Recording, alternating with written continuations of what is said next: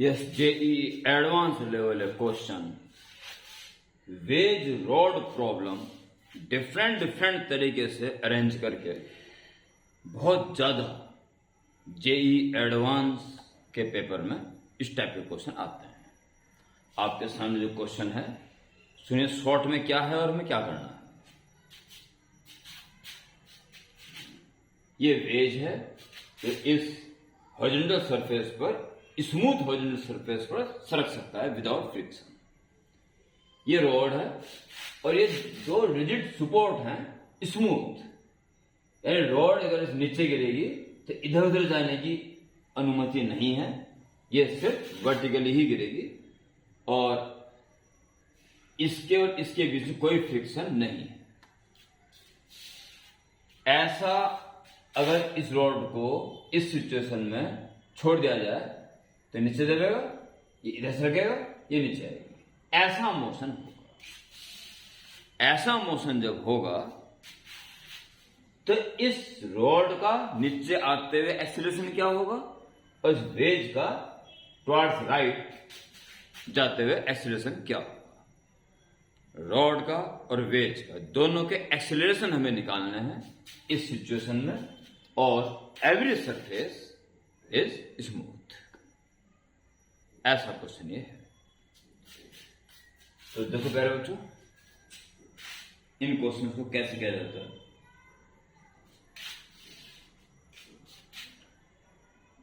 ये नीचे उतरेगा, इसका एक्सेलरेशन, इसका मास स्मॉल एम है, अगर ना दिख रहा हो तो इसका कैपिटल है, एंगल अल्फा। तो रॉड का डाउनवर्ड एक्सेलरेशन जो होगा उसे ए एज्यूम कर ली, स्मॉल है, और ये जो उधर जाएगा इसका एक्सेलरेशन कैपिटल है। ये हमें स्मॉल और कैपिटल दोनों फाइंड करना है। यही क्वेश्चन आपका है इसमें। Find the acceleration of both rod and wedge. देखो प्यारे बच्चों, हम F equal to M a इसमें भी लगा देंगे, इसमें भी लगा देंगे। अननोन ए भी आएगा, और इनमें जो कॉन्टैक्ट फोर्स है, नॉर्मल रिएक्शन, वो भी आएगा। तीन अननोन्स इसमें होंगे, small A, capital A and normal reaction. यानी कि तीन इक्वेशन हमें चाहिए। एक तो आप F equal to M a rod के लिए यूज कर लोगे, इक्वेशन नंबर 1। एक F equal to M a wedge के लिए यूज कर लोगे, इक्वेशन नंबर 2। थर्ड जो बनेगी ये इंपॉर्टेंट है और यही इस वीडियो का सबसे ज्यादा इंपॉर्टेंट पार्ट है। इस जगह पे आप ध्यान दीजिए। इस बात को समझा रहा हूं पहले, जो सबसे इंपॉर्टेंट है। उस बात में क्या करना है, जैसे अब तक सब क्वेश्चंस में एनएलएम में होता जा रहा है कि F equal to M a use करना है, वही यूज करूंगा मैं इसमें भी, पर उससे पहले इंपॉर्टेंट पॉइंट क्लियर करना है। देखो, ये जो सरफेस है, ये सरफेस, इसके नॉर्मली कोई मोशन नहीं है। ये इसके अंदर ऐसे ऐसे नहीं घुस जा रहा है। ये लगा लो कि ये रॉड है, ठीक है, और इसका एक्सीलरेशन जो ऐसे में है वही इसका भी होना जरूरी है।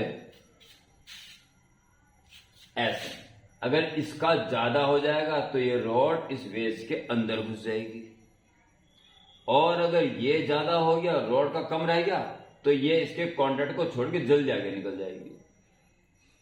परंतु ऐसा नहीं हो रहा है। रॉड वेज के कांटेक्ट में ना तो उसको छोड़ रही है और ना इसके अंदर घुस रही है, अर्थात ऐसे में दोनों के एक्सीलरेशन एक जैसे हैं।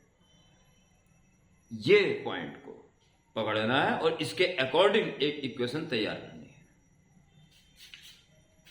तो इसका एक्सीलरेशन रॉड का डाउनवर्ड, ये आपका है वेज का अपर सरफेस जो कि हॉरिजॉन्टल से अल्फा एंगल बना रहा है, और ये इसका नॉर्मल है। ये अल्फा है तो 90 माइनस अल्फा होगा, टोटल 90 है तो ये भी अल्फा बचा है। यानी कि स्मॉल ए का कॉस अल्फा कंपोनेंट ऐसे में है, स्मॉल ए डोमिनेंट है ना, तो इसका इसके नॉर्मल कंपोनेंट अल्फा एंगल नापते हुए ए का कॉस अल्फा, ए कॉस अल्फा। अब इसकी बात करते हैं जरा, किसकी? वेज की। वेज कुछ ऐसा है, इसका एक्सेलरेशन ऐसे में, ऐसा है ना, ए कैपिटल ए, और ये एंगल अल्फा, तो ए का कॉस अल्फा ऐसे हो जाएगा और साइन अल्फा ऐसे हो जाएगा, A sine alpha is equal to A sine. ये इसके नॉर्मल, इसका एक्सेलरेशन और इसका एक्सेलरेशन है, जो कि बराबर होने जरूरी है, क्योंकि रॉड बेस के कांटेक्ट में है। एक रिलेशन इससे तैयार हो जाएगा। आप स्मॉल ए इसको नीचे ले आइए, sign alpha upon cos alpha, ten बन जाएगा, ए टेन अल्फा। ये इक्वेशन सबसे पहले बनाना, और इसका कारण है रॉड बेस के हमेशा कांटेक्ट में, ना तो इसके अंदर घुस रही है ना इसका कांटेक्ट छोड़ रही है। इस कारण से दोनों के एक्सेलरेशन ये वाले इक्वल होने चाहिए। बस अब मुझे वही काम करना है जो इससे पहले मैं क्वेश्चंस में करता आया हूं। F equal to M a मुझे यूज करना है, फ्री बॉडी डायग्राम बनाना है, उस पर सारे फोर्सेस मेंशन करना है और F equal to M A लगाना है। That's all. चलिए रॉड को बनाते हैं जी पहले, ठीक है। पहले बात करते हैं रॉड की। तो रॉड को बना दीजिए जी, ये बना दी मैंने, ये बना दी मैंने रॉड।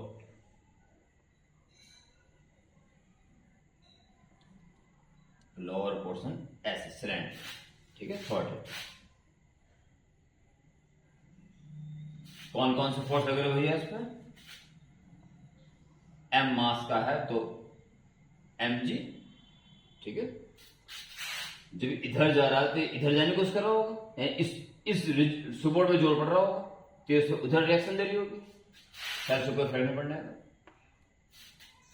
और इसकी रिएक्शन ऐसे मिलेगी, सरफेस के हमेशा नॉर्मल मिलती है, इसका नॉर्मल रिएक्शन क्या आती है?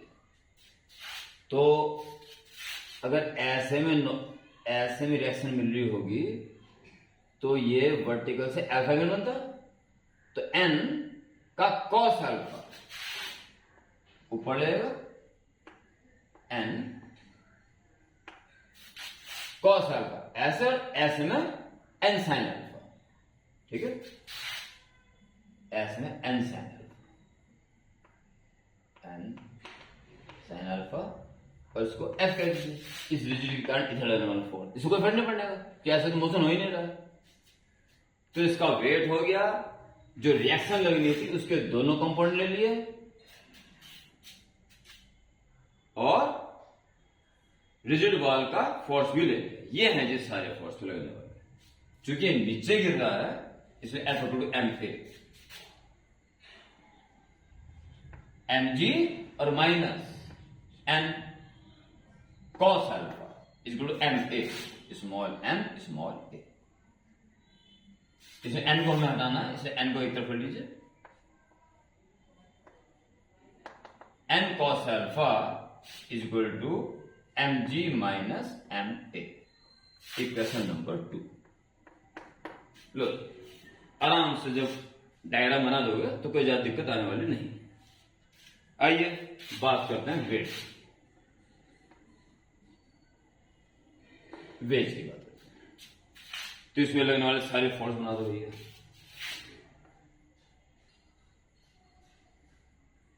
बनाइए सारे फोर्स। एम मास का है तो सबसे पहले इसका खुद का वेट, एम जी रिएक्शन जो सरफेस इसको दे रहा है, एन डैश है, एन डैश। तो अगर अकेला रखा तो ये दो फोर्स है, अब फोर्स लगा ऊपर से, फोर्स लगा कौन सा? एस एन, टेड है एन, जो वर्टिकल से अल्फा एंगल पे होगा। तो एन का कॉस अल्फा नीचे लगा, एन का कॉस अल्फा एन कॉस नीचे और आगे एन साइन एन।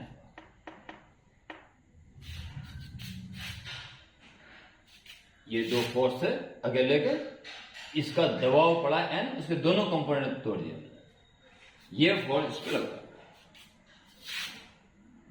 ये नॉर्मल रिएक्शन इन दोनों को बैलेंस कर देगी और ये एन साइन अल्फा जिससे आगे बढ़ेगा। फटाफट F equal to M use कर लें तो कौन सा फोर्स लग रहा है इस पर, N sine alpha is equal to M A. M इसका मास है और ए इसका एक्सीलरेशन। Equation number 3 close. आपके पास इक्वेशन 1, 2 एंड 3 तैयार होगी। आराम से कैपिटल एन को एलिमिनेट करें और स्मॉल ए और कैपिटल ए को निकाल लें। ठीक है, तो N cos alpha N sine alpha, तो फटाफट एन को हटाने का तरीका होगा डिवाइड दीजिए, डिवाइड देके एन हट जाएगा। ठीक है, तो dividing 3/2 N sine alpha upon N cos alpha, तो क्या बचेगा 10 और M A upon M G minus M A. लो जी, एन तो हट गया आपका, अब रह गया स्मॉल ए और कैपिटल ए। स्मॉल ए और कैपिटल ए में एक रिलेशन ये, अब आराम से स्मॉल ए को हटा दीजिए, कैपिटल ए आ जाएगा, दैट्स ऑल। बस अब आगे बढ़ते रहो। tan alpha is equal to M A, yes को लिख लिया पहले, वो अच्छा रहेगा। ठीक है, ऐसे कर दो और आपकी स्क्रीन वगैरह भी ठीक ही आ रही है, सही है।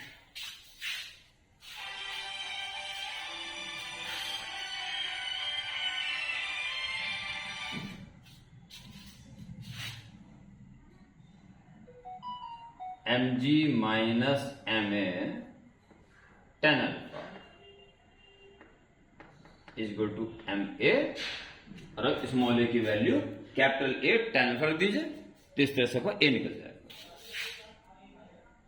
M G minus M small A is capital A tan alpha into tan alpha is equal to M A.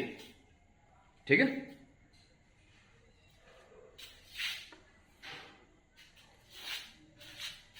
ए निकालना, इसको उधर लिख दीजिए और ए कॉमन ले लीजिए, ए कॉमन, तो यहां से बचेगा एम और इधर जाकर प्लस का बन जाएगा, tan अल्फा की इंटू हो जाएगी। ठीक है, प्लस का बन जाएगा, ए कॉमन ले लिया तो बचा M tan alpha, M tan square alpha plus M tan square, minus plus का बन गया M A tan square alpha, तो ए कॉमन आ गया एम tan स्क्वायर, वहां से एम। ठीक है, और इधर बचा M G tan alpha, M G tan। मैं स्क्रीन चेक कर लेता हूं, इस बार थोड़ा फर्क है, ये लीजिए। ठीक है, बस क्वेश्चन खत्म होने वाला, कोई बड़ी इतनी बड़ी बात नहीं है। वेज वाले क्वेश्चन देखने में बड़े खतरनाक लगता है, वेज वाले क्वेश्चन देखने में बड़े खतरनाक लगते हैं। ये तो कॉन्टेक्स्ट सरफेस वाला ध्यान रखें बात को, बाकी वही एफ इक्वल टू एम है, क्वेश्चन आसानी ही होंगे कुल मिला के। तो ए आ गया आपके पास M G tan alpha upon M plus M tan square alpha. ठीक है, इस फॉर्म में भी आंसर छोड़ सकते हो, और आप ऐसा भी कर सकते हो कि cot अल्फा से ऊपर नीचे इंटू कर दो, या tan अल्फा से ऊपर नीचे डिवाइड दे दो। ठीक है, जब tan अल्फा का डिवाइड दोगे ऊपर तो बचेगा एम जी, और नीचे डिवाइड दोगे तो एम cot अल्फा और एम एक tan कट जाएगा tan अल्फा। ठीक है, नहीं तो आप यहां पे भी आंसर छोड़ सकते हो। क्लियर, tan अल्फा डिवाइड दे दिया एम cot और एम tan। ठीक, एंड स्मॉल है तो कैपिटल में सिर्फ इंटू tan अल्फा करना है, तो ए वैल्यू इसे इंटू टेन अल्फा कर दो बस, M G tan alpha upon M cot alpha plus M tan. Okay, ये आपको दिखाई दे रहा पूरा बस, ठीक है जी, बहुत बढ़िया। This is the answer. ये है जी wedge rod problem JEE advance level की, जो कि आसान ही है। बस एक बार ध्यान देके ऐसे ऐसे 2 4 10 क्वेश्चन कर लें बस, दैट्स ऑल। ओके।